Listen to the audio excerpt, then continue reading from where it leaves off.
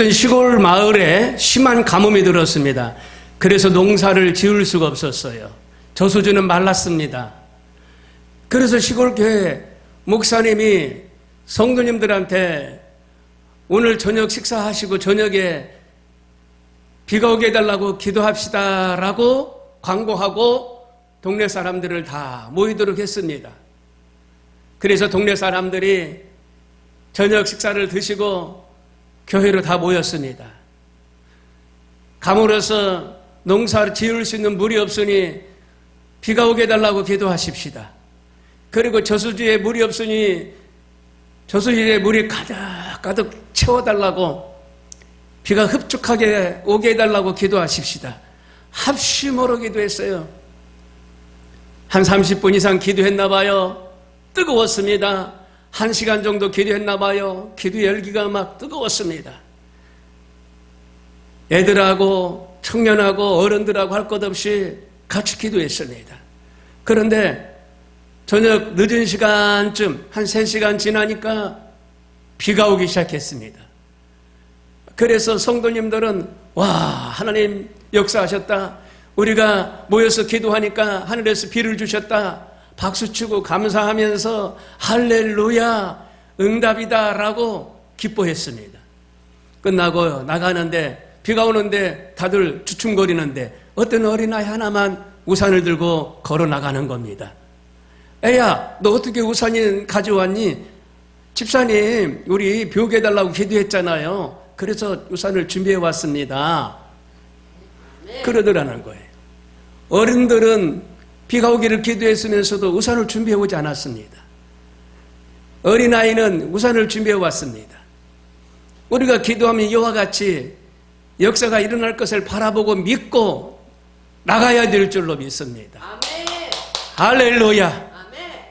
예수께서 그 어린아이들을 불러 가까이 하시고 이르시되 어린아이들이 내게 오는 것을 용납하고 금하지 말라. 하나님의 나라가 이런 자의 것이니라. 내가 진실로 너에게 이르노니 누구든지 하나님의 나라를 어린아이와 같이 받들지 않는 자는 결단코 들어가지 못하리라 하시니라 말씀하셨습니다.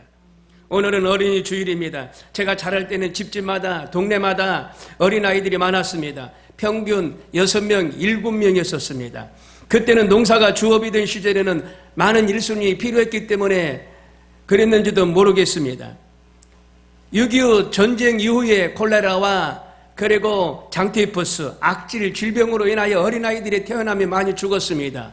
아마 그래서 어린 자녀들을 집집마다 많이 낳는지도 모르겠습니다. 1940년대만 하더라도 우리나라 여성들이 가임기간이 17세부터 46세까지 2년 내지 3년 타월로 자녀를 낳습니다. 자녀를 낳으면 3년 있다가 또 낳고 자녀를 낳으면 2년 있다가 또 낳고 그랬었어요. 그런데 그때 당시에는 평균 6.7명이었습니다. 그런데 지금은 산업사회가 되어서 가정의 노동력이 많이 필요가 없게 되고 소가족 제도 속에서 많은 식구가 살기 불편하고 자녀 교육비가 엄청나게 들어가기 때문에 미루고 있습니다. 국회에서 가정을 무너뜨리고 사회를 혼란하게 하는 동성애법이나 차별금지법, 주민자치기본법을 발의하다 보니 그 안에 동성애를 옹호하는 법이 있어서 분위기가 그렇게 가고 있어요. 내 집이온 사유라 씨는 친구와 같이 자녀를 얻었다라고 뉴스에 알렸는데 사유라 씨는 내 집이온입니다. 여자와 여자가 어떻게 자녀가 출생이 돼요? 남자의 정자를 빌려 실혼간호를 통하여 출산을 시켰는데 처음이랍니다. 내 집이온이 자녀를 출생한 건 처음이래요. 그것도 출생이래요. 지금 신혼제도가 이상하게 됐어요. 혼인부터 신고하고 그 다음에 자녀 출생을 신고하는 게 맞는데 지금은 혼인신고도 하지 안 하고 자녀 출생부터 신고해도 그걸 받아줘요.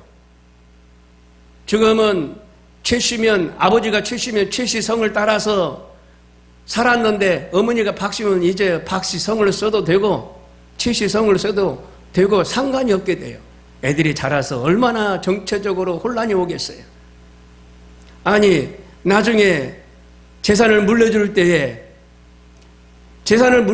자녀한테 물려주는 게 우선순위 1위입니다. 그리고 2순위가 친정 부모님에게 물려주고 3순위가 형제입니다. 근데 자녀한테 물려줘야 되는데 법적으로 그때 가서는 자녀가 아니다라고 하면 어떻게 할 거냐고요. 아니다. 재산을 물려줄 수가 없는 겁니다. 아버지는 김 씨인데 지금 이 자녀는 최 씨야. 안 된다. 물려줄 수가 없다. 여러분요, 가다 보면 또 법이 바뀔 수가 있어요. 바뀔 수가 있기 때문에 그때 가서는요, 그런 문제가 나오고 지금 거기에서 나오는 이래저래 문제가 얼마나 많은지 몰라요. 개인주의가 팽배하고 이제는 이모, 고모, 삼촌, 올케, 처제, 형수 이런 가족 벨트 이런 형식이 이루어지지 않는 그런 세상이 될 정도로 자녀를 낳지 않고 있어요. 팅크족이라고 산업사회에서 고등교육을 받은 사람들이 팅크족이라고 자칭하면서 수입은 2배로 갔대 아이를 낳지 않는 사람들을 말합니다. 팅크족, 이기주의입니다. 좋은 차 타고 좋은 음식 먹고 다니고 좋은 집에서 나 혼자 사는 거 이기주의자들입니다. 자녀들은 몰라, 나 몰라라. 우리 부부만 서로 즐겁고 행복하면 돼. 이런 생각들을 가진 사람들이 팅크족입니다. 우리 주변에 얼마나 많은지 몰라요. 나도 모르게 물들어가고 있어요. 사회가 그렇게 만들어가고 있습니다. 그러면 어떻게 해야 될 건지, 첫 번째로 자식은 하나님이 주신 기업이요 상급이라는 사실을 기억하시길 바랍니다. 성경에는 자식은 하나님이 주신 기업이요 상급이라고 말하고 있어요. 자식은 하나님이 주신 기업입니다. 상급이에요. 기업이라는 의미가 무엇입니까? 생계를 꾸리기 위한 소득을 얻는 산업을 말합니다. 자영업, 중소기업, 대기업 등이 있지 않습니까? 직업의 종류만 해도 미국은 3만 가지가 되고 일본은 1만 가지가 된대요. 그런데 한국은 500가지밖에 안 된다는 겁니다. 5,000가지밖에 되지 않는다는 겁니다.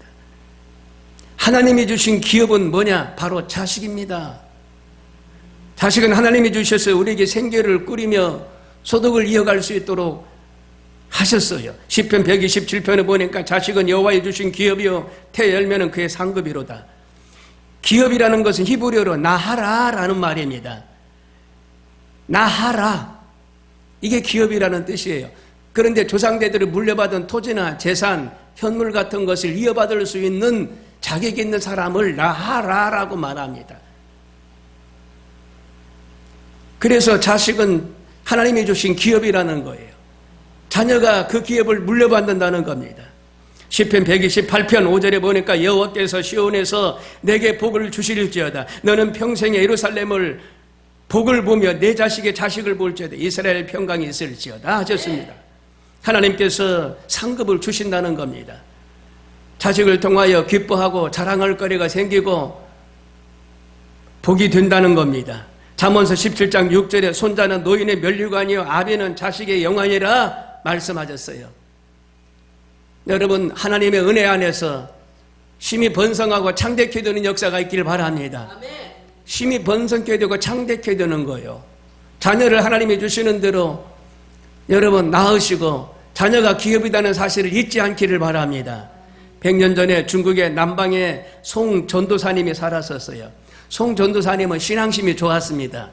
여성인데 이 사람은요 끼니가 없었어요. 그래서 배를 많이 굶었습니다. 가진 헌금이 없어서 그때 당시 교회에다가 헌금 드리기를 힘들어했던 사람이었었어요. 그런데 자녀가 4명이 있었는데 이 자녀들 신앙으로 키웠습니다. 믿음으로 키웠어요. 부모가 물려줄 재산이 없으니까 기도하면서 믿음으로 키웠어요. 근데 내 아이가 자라서 모두 위대한 인물들이 되었는데 자랑거리가 되었습니다. 큰아들 자무라는 아이는 중국의 재정총장이 되었고, 큰딸 경영은 중국의 국부인 손문의 아내가 되었고, 둘째 딸 애령이는 남경 정보수석 공상회의 아내가 되었고, 셋째 딸 미령이는 중국의 여류 시인이요 장개석의 아내가 되었습니다. 하나님께서 자녀를 통해서 큰 축복을 주시고 자랑거리가 되게 하셨다는 겁니다. 자녀는 하나님이 주신 기업이요, 태복은 하나님의 큰 복인 줄로 믿으시길 바랍니다. 친구 목사님이 기뻐서 어쩔 줄 몰라요. 자녀가 이번에 검사 되었는데 이제 대검찰청 강당에서 검찰총장한테 임명장을 받더라고요. 사진을 찍어서 올렸는데 기뻐서 날뛰어요. 부모는 그런 겁니다. 자녀가 잘 되면 기쁜 거예요. 춤을 추는 겁니다. 아들이 검사가 됐으니 얼마나 기뻐요. 나라와 민족을 위해서 봉사할 수 있는 그런 귀한 위치에 섰으니 얼마나 감사해요. 그러니까 목사님 잔치국수도 사겠다, 뭣도 하겠다 막 그럽디다. 나도 그런 자녀 있으면 잔치국수 곱빼기로 사고 뭣도 하겠다 할 수 있어요. 부모의 마음이 똑같아요. 자녀가 잘 되는 것이 기쁨인 줄로 믿으시길 바랍니다. 두 번째는 화살통에 화살이 가득한 자는 복되다 그랬어요. 군인이 전통 화살통인데 군인이 전쟁에 나갈 때 이 화살통에 화살이 많아야 됩니다. 화살통에 화살도 없이 전쟁에 나가는 군인 있을 수가 없어요. 젊은이의 자식은 장사의 전통의 화살 같으니라. 화살통 안에 들어있는 화살 같다라고 말하고 있어요. 자녀가 많으면 많을수록 좋다는 겁니다, 여러분. 예전에 40년대, 50년대 6명, 7명 그때 당시로 돌아가야 됩니다. 지금은 남녀 둘이서 한 명도 낳지 않으니 이게 뭡니까? 여러분, 자녀 많이 낳기 운동 하시고 기도하셔서 가정이 회복이 되고 나라가 무너지지 않도록 우리는 힘써야 될 줄 압니다. 우리 교회 장로님 한 분이 소천하셨는데 이 장로님은 젊어서 결혼식하고 저 동남아로, 저 중동으로 일 가셨어요. 그러다 보니까 자녀를 출생할 수 있는 시기를 놓쳤습니다. 놓치고 이제 은퇴하고 오다 보니까 나이들이 많이 드셨잖아요. 같은 회사 직원이 300명이 있었는데 어디 애경사 와라. 갈 수가 없죠. 왜? 자녀가 없으니까. 나는 찾아갔는데 자녀가 결혼도 안 해. 내가 죽어도 자녀가 없으니 어떻게 할 수가 없잖아요. 우리 사람이 없다 생각하고 일체 안 간 거예요. 애경사에. 그러니까 부모님이 돌아가셨는데도 회사에서 한 명도 안 오고, 아내가 먼저 죽었는데 한 명도 안 오고, 본인이 돌아가셨는데 한 명도 안 오고, 형님이 애통이 하더라고요. 어떻게 이렇게 살았느냐 이거죠. 그렇습니다, 여러분. 예, 애경사는 줬으면 받는 그런 문화잖아요. 받을 자녀가 없으니 갈 이유가 없다 해가지고 안 갔는데 그렇게 결과가 그렇게 나오는 거예요. 관계도 끊어져 버립니다. 사람 관계도 끊어져요. 사랑하는 성도 여러분요, 자녀는 울타리입니다. 5월달 어린이달, 가정의 달, 어린 자녀들을 사랑하고 많이 이뻐해 주시길 바랍니다. 한국은 지금 인구정책 위기에 처해 있습니다. 왜냐하면 심각한 노동력 부족 현상에 직면하고 있습니다. 중소기업에 일손이 없어서 사람을 구할 수가 없습니다. 노동력 부족 사태가 야기되고 있고 노후연금 문제도 위기에 처해 있습니다. 젊은이들이 열심히 일을 해서 세금을 많이 내야만이 노후 부모님들이 연금을 타서 살겠는데 세금을 많이 못 거두니까 노후에 연금을 줄 수가 없어서 노후 생활이 막연하게 되어 갑니다. 그리고 외국인 노동자가 너무 많이 들어왔어요. 그들의 문화가 다르고 생각이 다르고 말이 다릅니다. 사회적인 큰 문제가 되고 있어요. 일장일단입니다. 다 좋은 게 아니에요. 나쁜 것도 너무 많아요. 우리나라의 출산율은 1971년 4.14명, 82년에는 2.42명, 92년에는 1.78명으로 감소했는데 그러다가 2002년에는 출산율이 1.17명, 세계에서 가장 낮은 수치로 기록을 세웠는데 현재 24년에는 0.6명, 그리고 프랑스는 1.9명, 일본은 1.32명, 더 적은 1.17명 계속 감소하고 있어요. 지금 초저출산 국가가 된 거예요. 미래가 지금 보장을 못 받고 있는 상황입니다. 옛날엔 덮어놓고 놨다 보면 거짓골 못 변한다, 뭐 이런 구호가 있죠. 옛날에 덮어놓고 놨다 보면 거짓골 못 면한다. 미래를 보지 못한 거예요. 그런 슬로건이 지금 나와야 되는데 요즘 표어가 없어요. 하나나 자랑 말고 많이 낳아 애국하자. 이런 표어도 좋잖아요. 하나나 자랑 말고 많이 낳아 애국하자. 5월은 가정의 달입니다. 세 번째로 예수님과 어린아이입니다. 누가복음 18장 16절에 보니까 예수께서 그 어린아이들을 불러 가까이 하시고 이르시되 어린아이들이 내게 오는 것을 용납하고 금지하지 말라. 하나님의 나라가 이런 자의 것이니라. 내가 진실로 너에게 이르노니 누구든지 하나님의 나라를 어린아이와 같이 받들지 않는 자는 결단코 들어가지 못하리라 하시니라 말씀하셨어요. 주님은 많은 어린아이들을 생산해서 그들을 천국으로 인도하기를 원하고 계십니다. 하늘나라 백성을 많이 늘리기 위해서도 크리스찬들은 아이를 많이 낳아야 돼요. 그래서 어린 자녀들이 교회로 많이 나오도록 힘써야 됩니다. 자녀 나오면 좀 신경 써주시기 바랍니다. 머리도 쓰다듬어주고 장점을 보고 긍정적으로 칭찬도 해주고 어린아이들이 많이 나와야 돼요. 자녀들에게 자녀의 인성이 형성될 수 있는 나이가 6살 미만이라는 겁니다. 6살 미만에 형성이 다 된다는 거예요. 나쁜 것을 봤으면 나쁘게 말하고 좋은 것을 봤으면 좋게 말하고 인성이 형성이 된다는 거예요. 6세 미만 동안 학교 들어가기 전에. 부모님 안에서 교육이 얼마나 중요한지 몰라요. 유대인들의 그 교육을 보면은 품 안에 품고 10계명을 유효게 합니다. 10계명을 유효게 해요. 그래서 모계사회인 그 유대인들은요 훌륭한 사람들이 많이 나와요. 기독교인들은 자녀를 많이 출산을 해야 되는데 1000명을 조사를 해봤습니다. 조사한 결과 20세 이전에 548명 자녀를 출산하고 30살 때 40세까지 96명을 출산하고 41세부터 50세까지는 15명을 출산한대요. 그리고 51세 이후에는 4명밖에 출산하지 않는데요. 그러니까 출산율이 20대에 많이 출산한다는 거예요. 30대 넘어가면 또 줄어들고 40대 넘어가면 또 줄어들고 아예 50대는 낳지 않는다는 겁니다. 그러니까 20대 자녀들을 출산할 때 자꾸 격려해야 돼요. 격려해야 돼. 네 번째, 어린아이들에게 교육을 시켜야 됩니다. 잠언서 22장 6절에 마땅히 행할 길을 아이에게 가르치라. 그리하면 늙어도 그것을 떠나지 아니하리라 말씀하셨습니다. 자녀들에게 가르칠 것을 가르쳐야 돼요.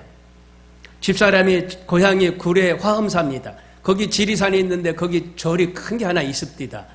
그런데 시골에 교회가 딱 하나 있었어요. 하나 있었는데 거기에는 절이 있었고 뭐 교회 갈 사람은 가는데 미신이 좀 없잖아요. 있었잖아요. 그러니까 그때 당시에 그 부모님들의 그 말이 자녀들한테 평생 갑니다. 평생. 그 장모님이 그랬나 봐요. 휘바람을 부는 처남한테 야 휘바람 불지 마라 뱀이 온다. 그 처남한테 한마디 했나 봐요. 그러니까 이 사람이 기억을 지금까지도 하고 있어요. 내가 좋으신 하나님을 휘바람으로 불었더니 휘바람 불지 말래. 엄마가 뱀이 온다고 그랬대. 뱀을 부르는 거니까 휘바람 부르지 말래요.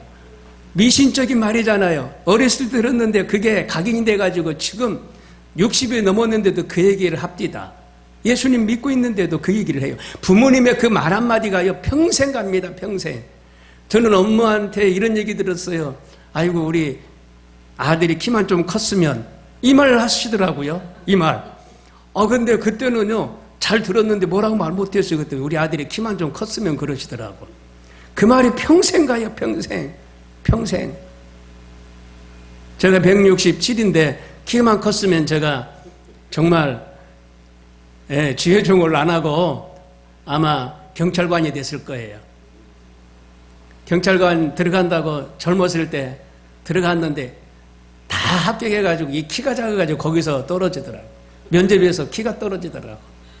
다 1차, 2차, 3차 합격했는데 아마 키만 좀 컸으면 아마 경찰관 됐을 것 같아요. 군복 입고 다니는 사람들이 그렇게 멋있었고 경찰복 입고 다니는 사람들이 그렇게 멋있었어요. 어릴 때는. 부모의 그 말 한마디가 평생 가더라니까. 그러니까 너 썩을 놈 당연히 썩죠. 죽으면 썩으니까. 썩을 놈이라고 하지 마시고. 선거 갈 놈, 잘 될 놈, 그냥 그러세요. 복 받을 놈, 막 그러세요. 집 나가라, 차라리. 그러면 얘가 집 나갑니다. 집 나가요. 예. 절대 그 얘기 오면 안 돼요. 집 나가서 어디에 살아요? 친구 집에서도 한두 번이지. 주유소 같은데 단칸방 옥상방에 방 하나 있으면 거기서 먹고 자고 하면서 주유 알바하고 이러다가 잘못된 길로 빠질 수도 있고. 어디 기가할 데가 없어요. 나가면 애들이 절대 받아주는 데가 없어요. 없어요. 있을 것 같죠? 막상 나가보세요. 갈 데가 없어요. 갈 데가. 그럼 탈선한단 말입니다. 이 집 나가라는 말은 절대 하면 안 돼. 그래서 어린아이들한테 교육이 얼마나 중요한지 몰라요. 잠언서 1장 7절에 보니까 여호와를 경외하는 것이 자식의 근본이거늘 미련한 자는 지혜와 훈계를 멸시하느니라 라고 말씀하셨어요. 제가 드리는 말씀은 십계명을 꼭 가르치라는 겁니다. 읽어주고 듣게 하고 암기시키라는 겁니다. 십계명. 유대인들은 이 십계명과 율법을 가르쳤어요. 여기 미간에다가 말씀을 조그만하게 축소해가지고 넣어놓은 그 함을 이게 머리띠 해가지고 지금도 그렇게 하고 살고 있는데, 하나님 말씀을 우리는 그렇게 믿고 지키며 산다, 그런 의미를 가지고 있어요. 그래서 이 자녀들한테 십계명이라도 가르쳐야 돼요. 암기하게 해야 돼요. 어렸을 때 해야 된다고요. 주기도문이라도 가르쳐줘야 돼요. 전능하사 신앙고백이라도 가르쳐줘야 돼요. 암기하게 해야 돼요. 암기하면은 밥을 먹고, 암기 못하면 밥 못 먹게 한번 해보세요. 암기하면은 돈도 좀 주고, 암기 못하면 돈 주지 말고 한번 해보세요. 자녀들한테 익혀보세요. 주기도문이나 신앙고백, 십계명을. 틀림없습니다. 유대인들은요, 이 십계명을 위우게 했어요. 그러니까 세계 상물을 유대인들이 다 휩쓸어 버렸잖아요. 이 하나님이 역사하는 거예요. 우리 어렸을 때 성경 암기 많이 하잖아요. 성경 많이 암기한 애들이 지혜가 열리고요, 암기력이 뛰어나고요. 이게 하나님의 방법입니다.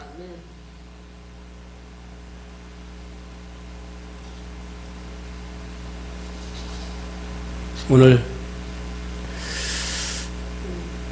자녀들한테 신앙을 물려주는 것이 큰 복인데, 제가 후회하는 거 하나가, 제가 부교육자로 사역하면서 오후에 정말 힘든 상황 가운데 집에 들어왔는데, 집에서 가정예배를 드리고 있더라고요. 애들도 어렸었잖아요.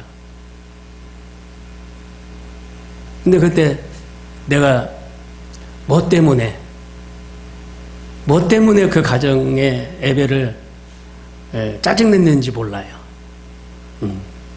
내가 뭘 찾았는데, 필요했는데 이 사람이 찾아주지 않으니까 아마 그랬는지. 그러니까 그게 무산이 돼버렸어. 근데 그게 마음에 지금도, 그때 내가 왜 그 가정 예배를 내가 그렇게 짜증내면서 그랬을까. 애들한테 이게 교육인데 너무 마음이 애려요. 그러니까 예배를 못 드려도 안 드려도 상관없다, 이런 어떤 생각을 가질 수가 있단 말이에요. 아빠가 그랬으니까 그럴 수가 있단 말이에요. 가정에서 예배 드리는 거 여러분 보여주시길 바랍니다. 실천하시길 바랍니다. 이거 하셔야 돼요. 안 하고 있는 가정이 있으면 가정 예배 드리셔야 돼요. 그러면 애들이요, 달라져요.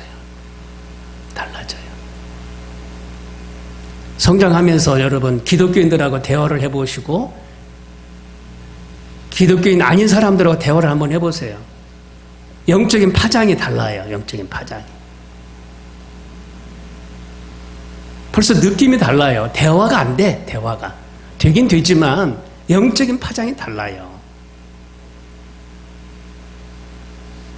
자녀들을 믿음으로 잘 양육하고 키우시기를 주님의 이름으로 축복합니다. 다 같이 기도하겠습니다. 주님 세 번 부르고 합심으로 기도합니다.